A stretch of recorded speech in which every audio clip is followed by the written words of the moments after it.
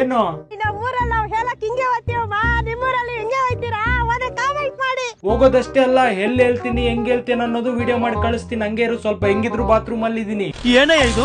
ಕೆಳಗಡೆ ಒಂದ್ ಕ್ಯಾಮ್ರಾ ಬಿಟ್ಟಿನಿ, ಎಲ್ಲ ಆಂಗಲ್ ಇಂದನೂ ಕ್ಯಾಪ್ಚರ್ ಆಗ್ತಿದೆ. ರಕ್ತ ಬರ್ತಾ ಇತ್ತು.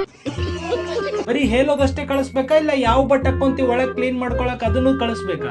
ಯಾಕೆ? ಇನ್ನು ಡೀಟೇಲಿಂಗ್ ಆಗಿರುತ್ತಲ್ಲ, ಅದಕ್ಕೆ ಕೇಳ್ದೆ. ಆಮೇಲೆ ನನ್ನನ್ನ ರಾಹು ಗ್ರಹನೇ ಸಾಯಿಸೋದು ಅಂತ ನಂಗೆ ಗೊತ್ತು. ನಾನು ರಾಹು ಗ್ರಹ ಇವತ್ತು ಗರ್ಭುಡಿಗೆ ಯಾರು ಹೋಗಕ್ಕ. ಯಾವ ಬೋಳೆ ಮಗ ಹೇಳಿದ್ರಿ?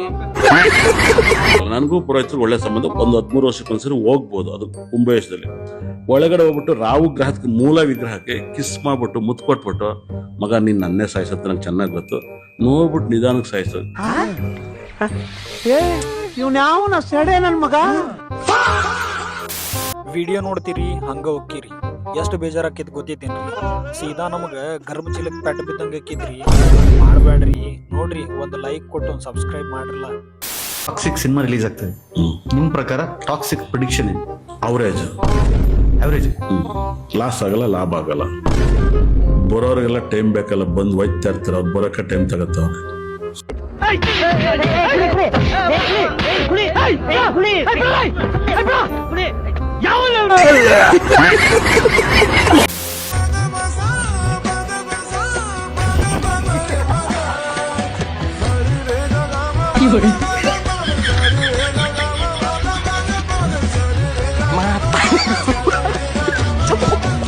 मतलब वो अलग ही लेवल का बंदा था.